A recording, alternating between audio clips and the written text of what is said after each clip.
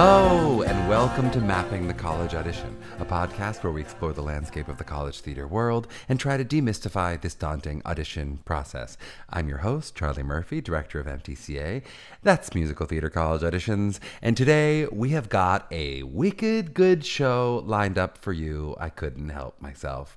Talia Suskauer is on the pod and is an amazing MTCA alum. And I just continue to be floored and humbled by our MTCA students who come back on as guests. She was so poised and so mature, and it's just so exciting for us to see that and always to see our students flourishing. In terms of upcoming events with MTCA, juniors, you'll have seen all of the information drop on our Spring Faculty Masterclass series that's happening online throughout the next few months, as well as this March 18th and 19th is our junior weekend in preparation for those masterclasses. That's happening in New York City and online. Online is currently sold out, but New York City, we opened an additional room and there's still a few slots left for that. For my seniors, the results continue to come in, and we'll chat a bit about that on our takeaway at the end of the episode, so stay tuned to that. But I'm sending you all love and breath. If you're listening to this on a Wednesday, we have a webinar for you tomorrow night at 9 p.m. Eastern, which I strongly recommend attending, about navigating this specific moment of the year, all the pressure tactics of schools that have let you know, navigating wait lists, negotiating scholarships. It's a really tricky and different moment than what your process has been so far. As for a personal update, I had a blast guest teaching earlier this week with my friend and former podcast guest, Ryan Quinn, for his class at Pace University. I really love popping into these college classes, which I've done a number of times at different schools. And I can't say I'd want to be a full-time faculty at the moment, but I do love teaching at the college level. It's so exciting. Also, I'm feeling very grateful today on a Tuesday, though you'll be hearing this on a Wednesday, for my wonderful girls this spring. Solvay is literally obsessed with her dad right now, and we're loving it. And I'm grateful for all of you, my listeners. We're approaching our 100th show coming up soon. Our 100th show. We actually just recorded it with a very special guest. No spoilers. But I'm very grateful for you that we've made it almost all this way this far. So whether or not you've given us a rating or review, I love you, though especially those kind raters and reviewers. You get a little bit of extra love. All right, on to this special episode with Talia Suskauer.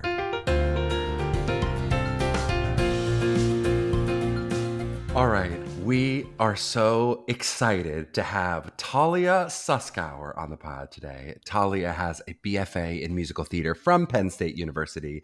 She's been on Broadway on shows like Wicked, where she's currently playing Elphaba through March 5th. Get your tickets now after touring the show. She's also been in Be More Chill after doing it off-Broadway. She transferred to Broadway. And she's going to tell us a little bit about an upcoming show where she's going to be doing Gypsy at the Goodspeed coming up soon. She's also a 2015 Young Arts winner, which we're going to talk about a little bit on the pod. And most importantly, of course, a former MTCA student and a member of our proud multi-time MTCA families, which we'll talk about a little bit too, which is very exciting. Talia, how are you doing? Welcome on the pod. Hi, thanks for having me. I'm doing great. Yes. All right, I'm going to start you off with my first question, which I ask everyone, which is to take yourself back. And for you, it's not so far back. For those not watching the video, Talia is a very young person, of course. But take yourself a little back to 17-year-old Talia and your college process, or at least your auditioning for college process, working with MTCA and what you learned there. Do you feel like you have a memory of like what we would now call a mission statement, or like what your goals were for your college list? Did you know what you wanted in a program? And then how was that reflected in what you actually did and how your process carried itself forward? Yeah, I knew I didn't really want to do a school that was just a conservatory where I would kind of be tunnel visioning musical theater the entire time. It was really important to me, my family and I, that I go to a school where I would leave like a very well-rounded individual and human. And I wanted to meet other people, other folks that were not in the theater bubble, because it can be very easy to stay there. But I did want a very intense kind of conservatory-like style training program within that university. So that already narrowed down my choices. So I wasn't one of the students who had like 50 schools on their list. I was like a 10 or 11 type gal. You mentioned my family. So what was that negotiation like? Was it parents who were a little bit more like, I want it to be a real institution, or was that something you knew as well? I think we were both aligned on it, really. I don't think it was any kind of influence one way or the other. I think it was something that value wise my parents and I both knew that we wanted for Yeah. me. Do you feel like it was just something that you learned through going through the process? Like if you were to now go back, which is what all my dreams are about, is like going back to high school and being like, oh my God, how would I do it differently? What would you do differently now if you did the process again? And or is there something you go, I really did this well, I would keep this part of it?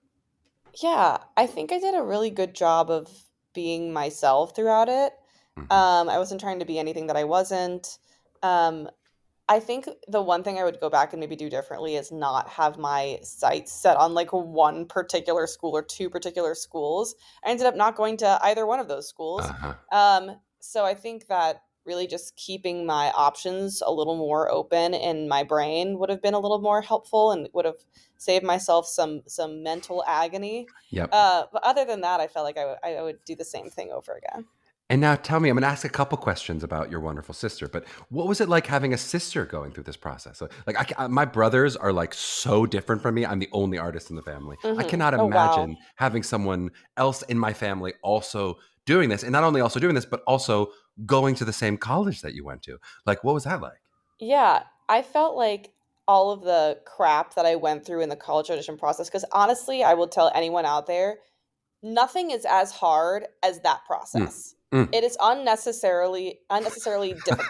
It like Agreed. truly it is more difficult than it needs to be, and And more difficult than booking Elphaba on Broadway, like which is truly, ridiculous. absolutely. Like Yes. Yep. auditions in life are not as difficult as the college audition process. It is so like red wire, blue wire intense, truly. So I felt like everything that I went through, I was happy to have gone through first so that I could be of service to my sister going Uh-huh. through it. And so I really felt like I was there for her. And through me, she was able to kind of gauge what she wanted and didn't want Hmm. in a program. And she had, basically 2.5 years of watching me go to Penn State and going to Penn State and visiting to see, oh, wow, this actually could be a place that I, as an individual, Becca Suskauer, could fit into. Hmm. And it was really important to her, I think, to go into every audition process being like, I don't want to be known as Talia's sister. I want to be Uh-huh. known as Becca Suskauer. And she came into Penn State and they were like, absolutely 5,000%. If you come here, we already have a Talia. We don't want another Talia. Uh-huh. We're going to accept you as you. And so she got in, I think it was like early decision or early action or whatever it was for Penn State. She got in December and she pretty much made up her mind, which was Mm. so great for her. And it was a total gift to be able to have her at school, to You be there for saved her. yourself some of the agony and then maybe saved her some of the agony too in the process. Absolutely. Yeah. And now, did that hold true at Penn State in terms of, was there ever any competition or did you ever have faculty members who were like, oh, Talia's better at this or Becca's better at this? Or Not did you get any of ever. that? I no, not ever. And I was really fortunate that they kept their word on that. But it's true. My sister and I are so different. Totally. We're just completely different performers and people. So um, any kind of comparison between the two of us would have been kind of fruitless because we're so different. All right, not to So get deep therapy on you, but what about in the family? Because I sometimes get this with our parents. It was not your parents. I would never say that. But sometimes parents would be like, oh, my younger daughter is really, she's a better singer versus my older daughter's a better actor. And I'm always like, that feels so weird because my parents know nothing about art. So they never would have done that to us, in that world. mhm. Did you ever get that in the family of like, oh, we really think Becca's special at this versus Talia is good at this? Not really. I think it was kind of like we were both honestly very fortunate to have equal but different talents in that Uh-huh. way. So I think at least from my point of view, she might have a different answer. It really felt like we were both kind of being championed by our And we're going to bring her families. out right now. Look to your left. Becca is coming out. No. Before, I want to talk a little bit about the Penn State experience more holistically for you. But before we get into that, can you just tell me a bit about young arts? So how did you discover this? How did you apply? Tell me about that. It's something we Yeah. tell our students to do, but not all of them necessarily know about it. Some of them come in already hearing about it, but I'd love to hear about young arts for you. Yeah, so I auditioned actually I think a couple times in high school and never got it. And I was lucky to be kind of like a young freshman coming in. I'm an August Hmm. birthday, so I had one more shot at it. Hmm. When I was a freshman in college. And so I decided to just give it a go and was lucky enough and fortunate enough to be accepted. And I was a Young Arts finalist in 2015, I think you said, Yep. which is a long time ago. So that was your after you'd already gotten into college, but before you started No, I college. was actually in college. Yeah, I see. You're about Yeah, to so I was your sophomore year. yeah, so I think it was January of my freshman year. I went and did the Young Arts program, and it was amazing. I mean, I met so many incredible folks who I still keep in touch with, that were both the faculty members of the program and also the like my fellow finalists. And it was an amazing week, just totally inspiring. And like I the song that I did for the performance, All Falls Down from Chaplin, Uh-huh. kind of, I think, initially kind of put me on the map. The video, for some reason, got a lot of Totally. traction, What do and you mean it for some was, reason? Because you're amazing is why. Come well, on. thank you. But no, but it was I was like not expecting it to fully like take off, and Uh-huh. it did, and it very cool. And I think that's kind of was my first like, here I am type thing, Uh-huh. I'm on the even map. while I was still in school. And aside from just that beautiful video and an introduction to social media, what does it mean in terms of there's some money involved, right? And some opportunities. What does it mean from a young arts perspective?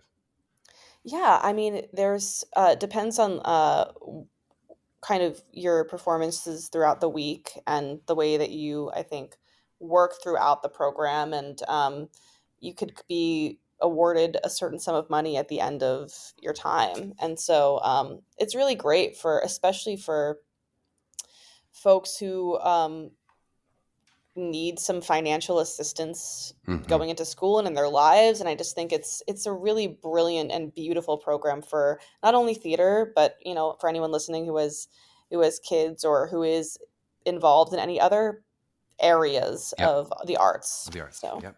All right, enough shilling for this other company. Let's talk about ha, Penn State a little bit. I'd love to hear about especially I think Penn State is one of those schools. It's not unique in this way, but it's one of these schools that really has a strong sense of like what it means to be a Penn State student.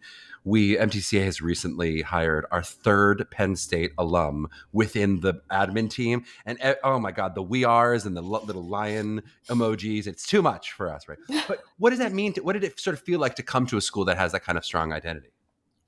it felt like family instantly. I think, like, from the second that I stepped foot on the campus, I knew I was in between two different schools, Florida State and Penn State.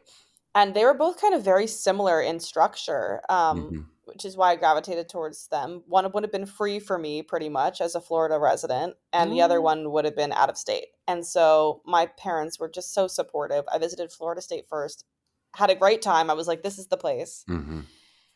And then went up to Penn State with my mom, and I actually stepped foot on campus and met with faculty and took a voice lesson, and kind of was literally embraced in this big Nittany Lion kind Hmm. of hug initially. And it was like, if you're a Penn Stater, your family now is like the lineage of Penn Staters. That's Uh-huh. basically how it is. And the second I got there, they were like, if you go at Penn State is the largest alumni network, and if you go anywhere and you shout "We are," it's very likely that you will get a Penn State and Yes. get the Penn State Terrify hat, everyone which else is, around. yes. Yeah.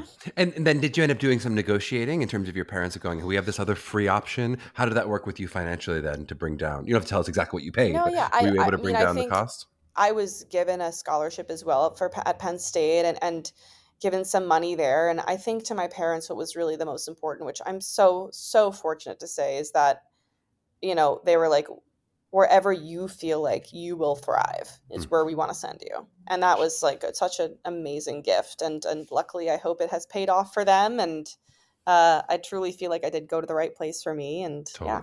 Shout out Suskauers. shout out. Let's talk about what, from a class perspective, what's the biggest thing you take away from those years in terms of training? Like, what are you really grateful to have under your belt as a professional, whether it's a class or a specific teacher, a lesson that you really remember? Oh, there's so many things. I mean, the voice program at Penn State is top tier. My lesson in actually, when I visited Penn State, they had me take a voice lesson with Mary Saunders Barton, who has since retired. Hmm. And from the second I walked out, I was like, "Oh, this is the place." I mean, this training is unlike any other. So there was that. I think there was also, we have a lot of different studio classes and audition classes and biz of the biz class, and so I feel like not only are you prepared as an artist when you're leaving, you're prepared as a professional going into this industry that is, it's an industry, it's a Hmm. job. We can't get so caught up in the artistry part of it that we forget the money aspect and the Hmm. contract aspect and negotiation and agents, managers, talking about all of the things that make it a business. So I feel like I was really fully prepared. as a business person in the industry. Totally. You're giving the takeaway from our last episode. We talked about exactly that with Oh, Mary cool. Sugarman. On the converse, what do you feel like Penn State was missing, or what would you add in if you could go a little bit more of this? Like, I kind of wish now that I've graduated, I realized I wasn't, maybe some of you didn't take advantage of as much, or just wasn't quite in the program as much as you Yeah, needed. at the time, we were really lacking a TV and film element Uh-huh. to the program. So I feel like I've got no TV and film training. I think they were kind of at the moment in between. The class above me got some TV and film, and I'm pretty sure the classes below me got it. So I think Ah, maybe the person left or something happened. I'm not really quite sure what happened there, but our class was kind of shafted a little bit in terms of the TV and film training. totally makes sense. You luckily have a face for stage anyway, so it's just A totally okay. fast for stage. Sage. All right, so talk to me about that post-collegiate life. How quickly then, I mean, pretty quick in the grand scheme of things, I can tell, given the year that it is and when you graduated, but how quickly were those first couple months and years of getting yourself under your feet, or your feet under your New York of it It all, and kind of getting agents and all that? it kind of all happened pretty rapidly for me, and I'm so fortunate to say that. I showcased with my class in May of 2018, got an agent out of that, Mm-hmm. and the week before showcase actually auditioned for Be More Chill off Broadway Uh-huh. and booked it. So I was coming into the city with a job, And which your was agent's like, good they decision. were like, Hold "Great, on to thank you so you. much." I Yeah. actually like came into them with that job already under my belt, which was very cool. Amazing. So Absolutely. I had a couple months to just kind of have fun, get like I moved to the city pretty immediately and then started work. And then we were off Broadway. So this was the summer that I moved to the city, and then we were told we were going to be moving to Broadway. And so I was like, Uh-huh. "Oh my God." So It's so easy. What are they talk about it being I hard? was like, You "What?" showcase, you book, and you go to Broadway. What's the That's problem? it. Broadway in less than 6 months. That was kind of. That's My mom amazing. actually was joking with me. It was a total joke. I think she was kind of being serious, but she says it's a joke. But she said, "You got 6 months to get on Broadway when he And moved to there the you go. city." And I And was like, you were. "Hey, mom, guess who's going?" Pay up. Um, Yeah, pay up, mom. So yeah, so I moved. So then I had a couple months off in the winter, and then we started rehearsals for Broadway, and that was that. that's So amazing. and then after we finished on Broadway, I had auditioned for Wicked the week before we closed, and then booked that the week we left. Jesus. So I really, Talia. it's been a ride. This is not just listeners. This is not how it normally It's not goes. how it Let's be works. clear. What about in those peaks and valleys that your career is inevitably going to be, and already has been? What about was there some, I guess, valley of disappointment of Be More Chill in terms of? I mean, it feels like that was riding such a high, that show with so much hype around it, and the fact that it, obviously it did well, it made it to Broadway, but it didn't turn out to be running for 6 years. Was that like, oh my God, my first show, it was up, up, up, and then down? Or was it like, I'm on Wicked, who cares? No, honestly, and I mean, I didn't know that I would be cast in Wicked until Be More Chill had closed. But Right. I think all of us were just so surprised that the life continued onto Broadway. Uh-huh. So I think we were just going to ride the wave for however long it took us. Right. We had sold out runs off Broadway, and perhaps it should have stayed there, but also like it went to Broadway, and that was so freaking incredible. Heck yes. So I think that we were all just really grateful for the time, and it wasn't upset. I mean, I just, because again, like we're trained for that. Like we Right. know how things work. Shows open and close in months sometimes. And like, it was really interesting to go from a show that had a 6 month run on Broadway to a show that is a machine like Wicked, Unbelievable. where Yeah. like it's entering its 20th year, Yeah, so. it's crazy. And we've got to shout out Joel Wagner, also friend of the pod and longtime Woo! MTCA coach, who's also at Be More Chill. All right, so can I get you a little disappointed here? I don't know why I'm trying to be like, give me something sad for the love of God, Talia. It's all too happy. What was the experience for you of a pandemic? We've talked about it a little bit with like Elizabeth and some other people who have had that kind of uncertain pandemic. Because tell me if this is true. You were playing Elphaba up to the pandemic. It happens. Did you know then? You're like, I know for sure it'll be back. How did the communication work? What was that year and a half or whatever it ended up being for It you? was really hard. It was a really hard year. I mean, we closed like everyone at March 12th, 13th area in 2020, and then I went home to Florida, and Had a we great kept pandemic getting. because there's no masks, no Yeah, rules in that's Florida. You're it. doing No, great. no rules. Get Woo, crazy. get crazy up in here with COVID. But really, I think we were kind of being not cruelly strung on, but Yep. no one really knew how long it would take. So it was kind of Couple like, okay, months. this tour city has been canceled. Okay, now Right. this tour city's been canceled. And so I was just kind of waiting and waiting and waiting. And then finally we got to like midsummer 2020 and I was like, okay, this isn't happening. I'm Uh-huh. going to give up some hope here. And Mm-mm. when I gave up hope, it just destroyed me. I was like, I didn't want to hear about Wicked. I didn't want to hear about Broadway. I didn't want to hear Uh-huh. singing. I didn't want to hear music. I was so like, I can't. There we go. That's the darkness And I need from it you. was, I'm serious. It was Yep. horrendous. And I was just, I felt really purposeless. I was Yep. like, who am I without this life? Yep. And I had to discover that. And I did. And so by the time we did come back a year and a half later, Mm-hmm. I was like, all right, let's get back into shape for this. Let's do this. And then the good thing about it all is that I did discover who I am without Yep. it. Totally. So, Yeah, I mean, it's like this business is so hard. I mean, everyone experiences in the pandemic who went through this in this business. Like, it's so hard already, just as the business, to add in an element like that where there's something that you have no control over is crazy. I mean, just to be like, yeah. what? I had to get the agent, I had to book the show, I had to do this, and then all this happened. Like, it's really tough. All right, we've made you sad, which is my dream, finally. And then let's take a little break. We'll wallow for a second in our tears. And then on the back end, we're going to talk about Wicked and some joy as well. Great. We are back with the great Talia Suskauer, and we're going to talk a little bit about Wicked. So you started talking about it a little bit, but just I'd love to hear a bit about like what it feels like taking on the iconic role in this iconic franchise. You called it a machine, right? Don't make me do the math of how many years it's been running, but it's been running for a long time. 20 20. years, some amazing performers who've played that role before. So what did that feel like taking on the role? I mean, it's always been my dream to do this role. I think maybe initially, I'm remembering in my initial like MTCA consultation, like it's all I'm going to about look like back. I'm going to pull I up your don't know. document. It's like what are your dreams and hopes and all that stuff. And I'm Mhm. almost positive I mentioned like doing this, and Hmm.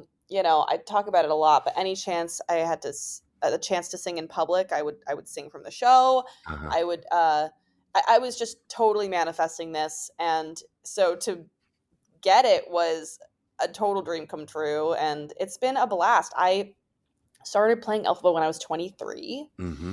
and now at 26, which is with the pandemic in between, almost 27, it's kind of wild to say that I really feel like I've grown up playing this Uh-huh. part. Is that very young for an alphabet? I actually don't know. Like, do they tend to be older? Yeah, it's actually, I think that the youngest person to ever play Elphaba was in Mexico and she was like 19 or something crazy like Uh-huh. that. But in America, I think I'm the youngest to do it full time. You better believe it. Very mature, though. Very mature. And did you think about like, I don't know, and this is just additional pressure to put on yourself, but did you think about like, hey, I'm going to try to make it my own? Or if that started happening, was that partway through the run where you're like, now how do I put my spins on it and my Yeah. additions if there's such I thing? think what's really cool about this part is that it is I had to immediately take the pressure off myself to be like, how am I going to be different? And I said to myself, you know what? It's going to be different because I'm Talia and I'm not Shoshana Bean or Eden Espinosa or Teal Wicks. I'm just the very nature of just being a different human being. It's Mm-hmm. going to be different. And so when I did that, I found like a freedom in my own performance, which was really cool. And so, yeah, it's been cool to watch it evolve. I feel like pre-pandemic Elphaba was like very different than post-pandemic Uh-huh. Elphaba. That just kind of, you know, Because Talia was different. You're saying I was a different yeah. person after a I, year I and a mean, half. I grew up and I feel like that year aged us all like 25 years. Uh-huh. So, so it was just Certainly very me. cool to come back and be like, hear things differently and sing things differently. And yeah. Totally. And then what about like, was this your first time really doing that kind of stage door experience of like did young fans come up to you a lot and MT hopefuls? Did you feel a lot of that? And some celebrities I saw on your Instagram, some, Pink or whatever was on the stage. I was like, oh Yeah. my God. I mean, it's kind of wild because I was such a big stage door kid when I like was growing up and into the early teens. And so to meet people is mostly pre-pandemic, which Hmm. is unfortunate because of all the masking and regulations and stuff. But it's so cool to be like, I'm in high school and I'm doing this. And I'm like, I was just there, like, keep Uh-huh. going, like, you got this. So it's cool to be that person for somebody and hopefully leave a lasting, nice interaction they can remember. Totally. I remember well being a coach who was, just that stone's throw away from having been in their shoes. And it's just a different connection you make with a 17-year-old when you're 22 than when you're 30 or 35 or Yeah, 40 or, as you get older. That won't happen to you, though. You're going to stay young forever, Talia, I promise. forever, forever. You mentioned training for like what is obviously a very vocally demanding role. Let's get a little nitty gritty. What does that mean for you in terms of you took a year off, and so like what are you doing? Like if I'm lifting weights at the gym to get back in Yeah. shape for sports, how do you do that vocally? So pre-pandemic, I was never a big I always wanted to get to the gym. I wasn't, and then finally, pandemic happened, and when I eventually kind of gave up all hope that we were going back or Broadway was ever going to come back, I was initially taking voice lessons as we thought we were, they kept canceling cities. And then Hmm. eventually I was like, there's no point in wasting money or doing this. And I stopped. And then eventually to get my self out of depression, I started going to the gym and training with Hmm. a trainer. And I found so much joy in strength training. And actually, it was like, this is going to help me when I get back into the show. Hmm. And help me, it did. And so that, in addition to, training to actually get back to doing the show after a year and a half off, was really intense. And I would run on the treadmill and sing and Huh. do a ton of voice lessons while doing crazy stuff in terms of getting cardio and stamina back up. And then I found when I got back into the show, I was so physically prepared for it in a way that I think I wasn't the first time. So that was Hmm. pretty cool. For those not watching the video, Talia is like absolutely jacked. It's sort of like a Popeye situation. Yeah, you bet. Just if you Just don't, like just in case you're not completely checking out eight the video. pack. Yeah, Eight that's pack. it. Yeah. But what do you? I'm interested in that the strength training in terms of helping you sing. Was it just about giving you more? Yeah, I guess cardiovascular sort of Hmm. stamina, or like is there some stuff in terms of abdominally what you're doing that actually means you can sing Well, more? there's that, but it's the cardio stuff, absolutely.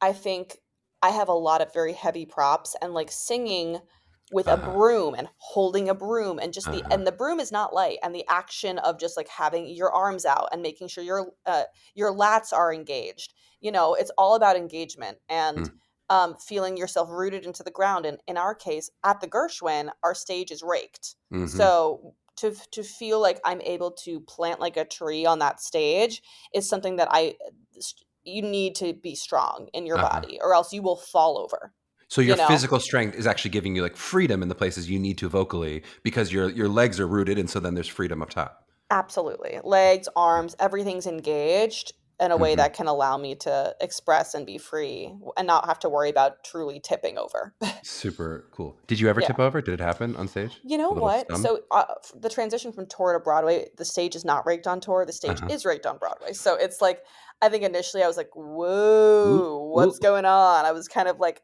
you think you're standing one way and you're just slightly tipping, but it It's, gets it's better. it's when you turn on a rig stage that you're like, oh darn, oh Yeah, this you're like, doesn't go "What right. is going on?" Or standing and one hip is like this, and That's what's it. Yeah, it's it's uncomfortable on the hip. Yeah.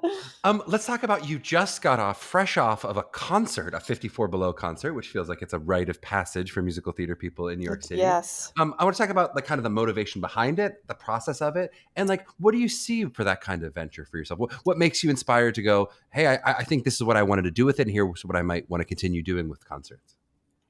Yeah, so it's something that I've always known that I've wanted to do is do a solo show because we're on stage and we're playing characters, and that's honestly easier to me than standing on stage as yourself and being Mm-hmm. fully yourself, Mm-hmm. and vulnerable in front of an audience. And I think it's one, that's a very cool challenge to me, and two, it's a really cool way to engage with folks who don't really know me as me outside of the Mm-hmm. parts that I've played. So I really wanted to be intentional about my timing with this. And so I chose 2 weeks before I'm Mm-hmm. done in Wicked to do this show, which was, I think right before I was like, why did I do this to myself? But in hindsight, I'm like, you know what? It was a perfect time to do it.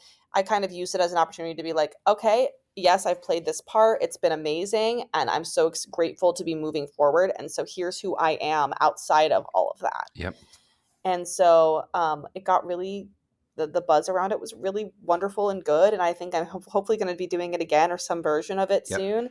So yeah, it was a cool challenge. It was hard. I was shaking in Oof, my boots. I believe I it. get nervous before Wicked, but this was on another level.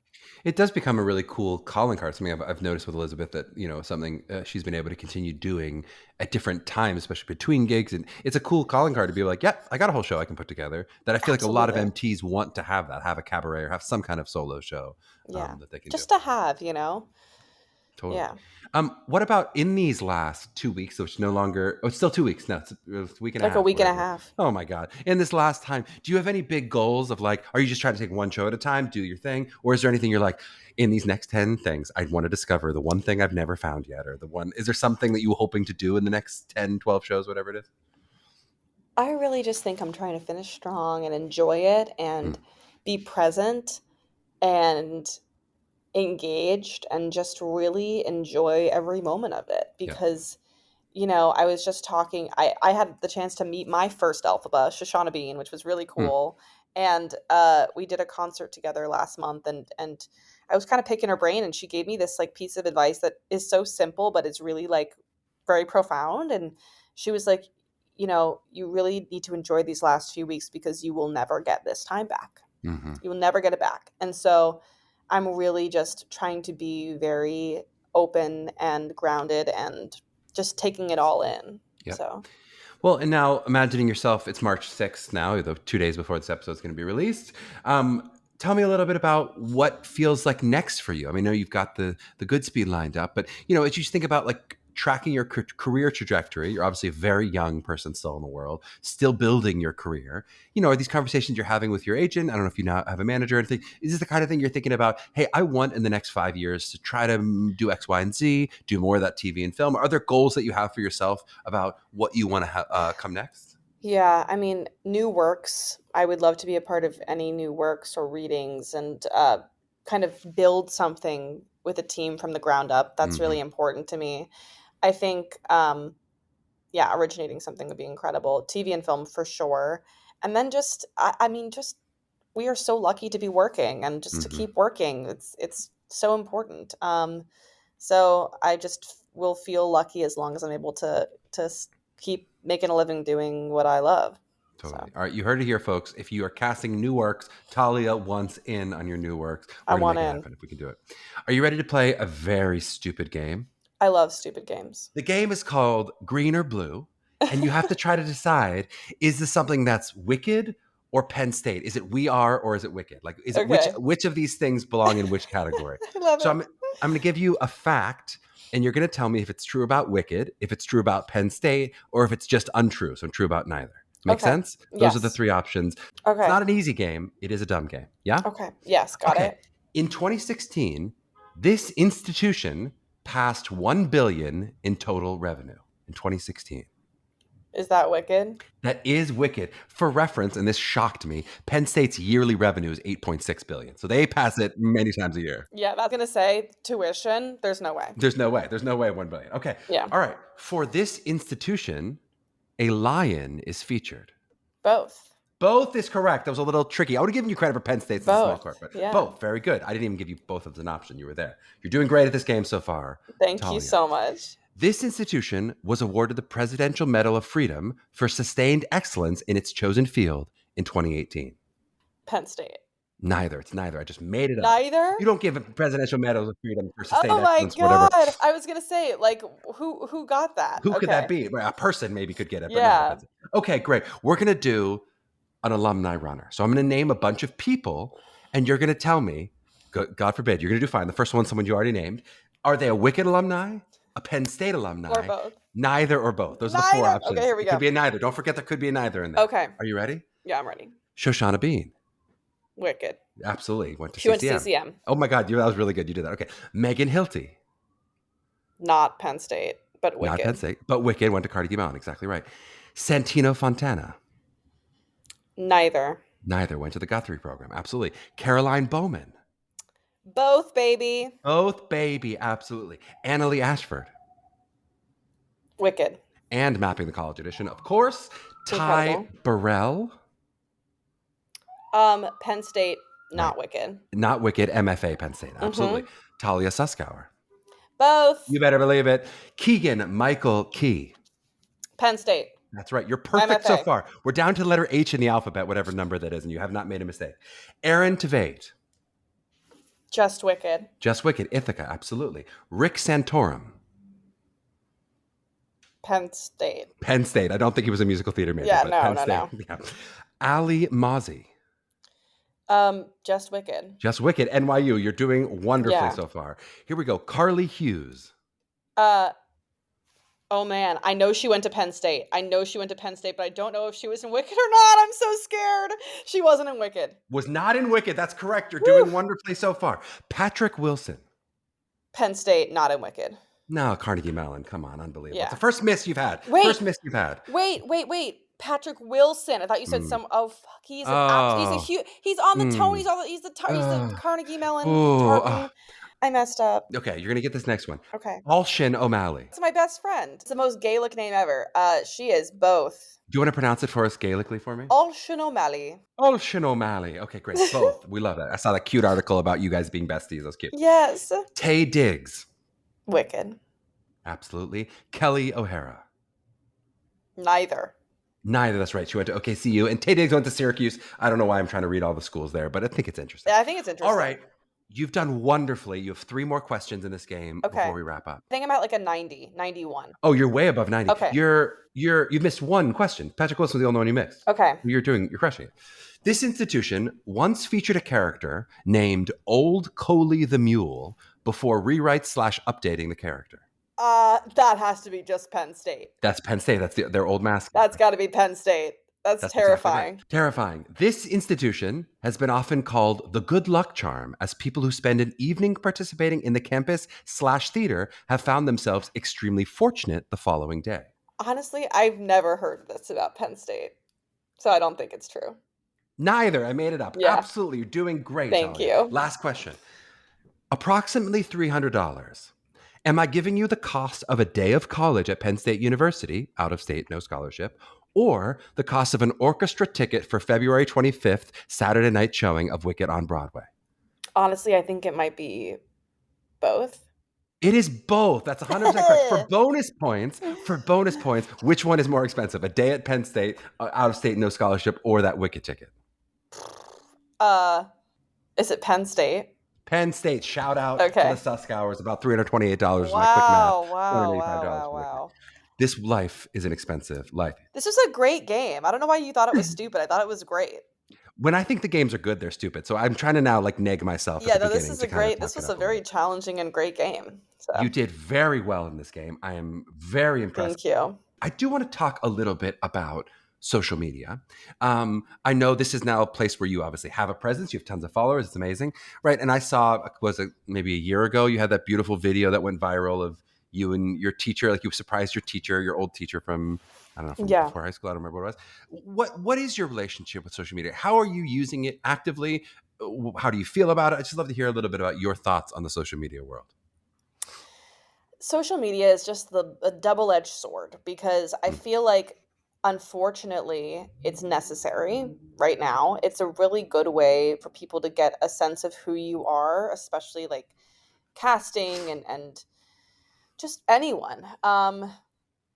I think that it's incredibly addictive and can be a toxic wasteland. And I find myself spending way too much time on it. So I'm kind of navigating my own personal relationship with it as we speak. But I think that it is, especially for young people, very important that they represent themselves on social media the way that like they want people to view them as humans. So, I mean, if that means like having your own private personal one and then having a professional one where you post your videos and you do that and that, great, that's fine. Just figure out a way that you can do it in like a healthy way for you. And what does healthy mean for you, especially maybe on the consumption end? What are you worried about for yourself? Are you looking at, competitors or rival people and seeing what their shows are? What's sort of addicting you as you're going, I got to get off this platform? I think it's less that, and it's more of like, I'm on my phone and then it's 20 minutes later and I'm like, oh, I'm still here. And I'm looking What happens? What's on that screen? What are you looking at? Like nothing almost. I don't think, I know what I mean? It's like, what am I looking at? I don't think it's anything important. Yep. So I think there's just better ways to spend time. And what I've started to do is set screen time limits on my phone. So I'll do like I'm only allowed to spend an hour a day on social Uh-huh. media. And then it gives me a little Like thing and that. it's like, hey, this is your hour. You're up. Bye. And I'm like, okay, great. And what about in terms of like output? Do you have like a strategy? You don't have to give us all your details of like, yeah, I do No, it I on mean, Tuesdays, but how do you think? Am I trying to post once a week? How are you thinking about your output in terms of social media? I think I'm trying to kind of be engaging at least a couple times a week, whether it's posts or stories or whatever, just trying to like engage the audience in quotes. Yep. Um, and then also now I have this great footage from my show. And so I think it's now as Yep. I'm transitioning from Wicked to the rest of Yep. my life, it's important for me to kind of transition over on my social media to make it less about Wicked stuff and more about Talia and what Totally. she can do. Do you feel that in terms of, I know Wicked has just such a rabid following of, especially like the Elphaba, that's like, there's like now this like people who follow all the Elphaba. And do you feel like a responsibility to give some of your social media following what they want in terms of you as Elphaba? I think kind of right now I'm kind of milking it for all it's worth, and then once I Yeah. go, it'll be, every so often, and I'm hoping those people will still be interested in my life when I'm done here, and if not, then that's Yep. okay. Yep. I'll Totally. survive. You will survive. You survived before them, and you will survive after You those, however many bet. 50,000 people or whatever they are. What about? Let's talk a little bit about the industry at large. In this year of 2023, I think the past few years have been a real years of transition for the industry, and I think especially as a young person, so often I talk about like our students are going to demand from the industry that it is what they were told it will be, and that what they expect it to be. Kind of as someone who's in that group of graduates that maybe are pushing or changing or evolving with it, like where do you feel it going? Where do you feel like 10 years from now the business is going to be different, or how it's even been different in the past couple of years of your career? Well, I think that right now it's harder for people who, I mean, the pandemic changed everything for everybody. Hmm. I think that in terms of auditions, like are less of them and less of a chance to be seen in person. A lot of them you have to like get really good at auditioning on tape because Hmm. that's the only way they're going to let you into the room, and that's really frustrating Hmm. for me. Is I feel like when I go into a room, like that's when they can feel my essence. So I think that's kind of harder to convey over tape. I'm Um, feeling your essence through the screen. I just want to be clear. well, You're doing thank a you very so good job much. of Then I feel essence essence has been portraying. portrayed great.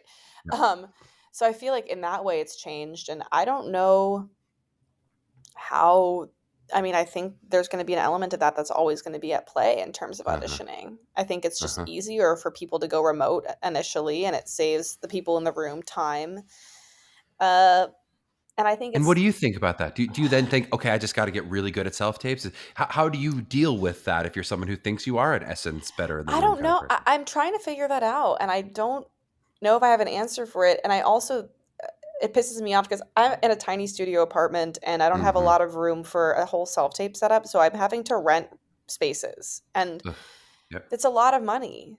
And Yep. so I think I'm really fortunate to be working right now. But to folks who like don't have a steady stream of income and you're asking them to tape and like, And God forbid dance. Like when the people ask for dance, I'm like, are you kidding me? Like, like where do you do it? thank God I'm not going to dance calls, but like Oof. I don't know how I just don't think it's fair. We've Yeah. got to come up with a better system for folks because like having people rent studios to learn Right. combinations and film them is not Yep. fair. And I think that if Yep. you're asking people to film, if you don't want to hold an in-person dance call, everyone that you're asking to put on tape needs a stipend. Low stipend. Totally agree. So, I mean, because we feel so resourced. I feel so compared to the vast majority of people so resourced. Still, for a year, our room is my daughter's bedroom, which Yeah. has a crib behind it. And so it's like when we pan out to the slate, you're like, look at our weird crib. Like it's just like that's what's gonna happen. Like it's just the way of the world. Right.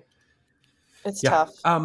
What about if you were to give a little advice to a young person? You've done it maybe already for Becca and her process, but now another young MTCA person says, I want to be, this actually happened, if you can believe it, Talia. Someone I talked to recently was like, I want to be like Talia when I grow up. I was like, oh my God, that's so What? amazing. That's Like like we kind of, really we nice. know of her and it's like, she's so amazing. I'm like, so now you're talking to that student or student Yeah. like this person. What advice would you give them of going, if you want to be, Talia 7 years from now, what you might think about doing?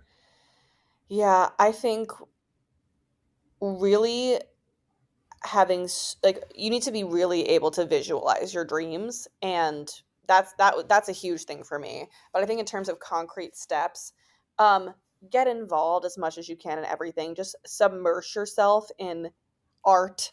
And I was constantly like singing and listening to cast albums and in the practice rooms and getting involved in shows, and like even shows that like were community theater or regional, like Mm-hmm. anything. Like just put yourself in practice as much as possible and get to know yourself and who you are. And like if you feel like you're not a dancer, like I felt like I wasn't, like get into dance class and see how you can make it move on your body. Mm-hmm. And so find out how you can be the best version of you and what makes you unique, and just ride with that and roll with that. And I don't know if that's so concrete, but that's basically what I did. And just be Totally. unapologetically yourself.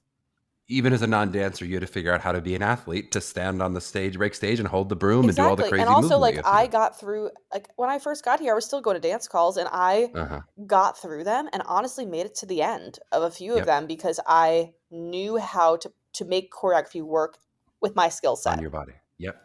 It's so funny because I don't think of you as someone who's not a dancer. I mean, I may have known that all those years ago, but you look like a dancer, you carry yourself like a dancer, and I go, yeah, I believe Talia can dance. Yeah, I think style is, if you're not a dancer, then you better know how to pick up some style, Uh-huh. and that's, I think, Uh-huh.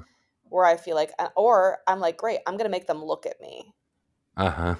I'm gonna be weird. I'm going I'm to be gonna make you so look at my freaking weird weird face. so that by the end of it, they're going to be like, wow, she's weird. We're She, going to keep she her. was giving it. Yeah. She's an option. We'll keep her as an option. Yes.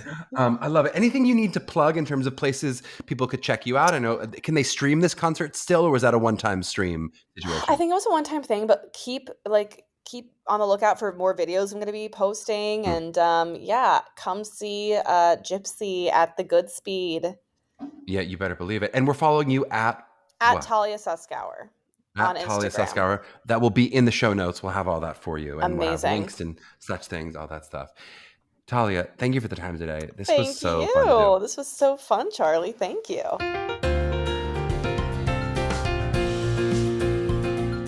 I loved getting to chat with Talia. She is so poised and grounded and wise beyond her years, and not at all surprised to hear our current students citing her as someone they want to look up to. You've got a pretty great role model in Talia, students. As far as this takeaway, I just want to hit something we touched on, which was not necessarily unique to Talia's episode, something we've talked about in different contexts with a couple different guests, but I think it is so relevant this time of year for our seniors, and maybe even this time for all in our post-pandemic world for my professionals out there. And that's just to check in with your relationship with social media right now, both intake and output. Speaking specifically to my seniors, please just be very careful about what you put out there, both in terms of anything negative about a school or something too celebratory in your excitement in this moment. I mean, just think about, do you really want to post out there of you visiting University X and partying with all the alumni while you're trying to negotiate with University Y? Use your friends and your family, and of course your MTCA family, to celebrate those acceptances, but I would be very careful with anything public on social media of that sort until you've made a final decision. And of course, you probably don't need me to advise you to avoid anything negative on social media. It's a good rule for life in general, I think, but especially in this business. If you were to post something negative about a college or a negative audition story, or even just something negative from your personal life, you would not want that to be what a school sees if they do a bit of snooping on you, which of course can and does happen. As the kids would say, good vibes only with anything public. But then in terms of intake, this is where I really want to speak to those out there who are going through it right now. I think this is a really good month for seniors to honestly examine their relationship with social media and their mental health. I mean, this is true for all ages. Many professional actors will take a hiatus for just the sake of their health from time to time. Elizabeth just did it recently for a bit. She just found it wasn't putting in her good mental frame, and she wanted to use that time more productively, and so she took a little hiatus, and then she came back, right? That's not to say that everybody needs to get off of it immediately, but I do think everyone needs to ask themselves the question and really listen to the answer. Is my relationship with social media bringing something positive to my life at this moment or not?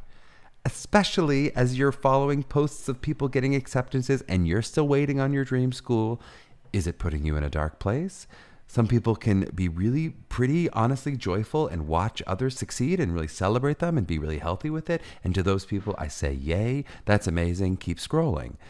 But if you're more of a doom scroll kind of person, If you're doing deep dives on relative strangers because they said they got into a school and you're waitlisted there and you're trying to tell from context clues whether they're going to accept the spot, and if they do, it definitely means you're getting off the wait list, I might say it's a good time to get outside and breathe some fresh air.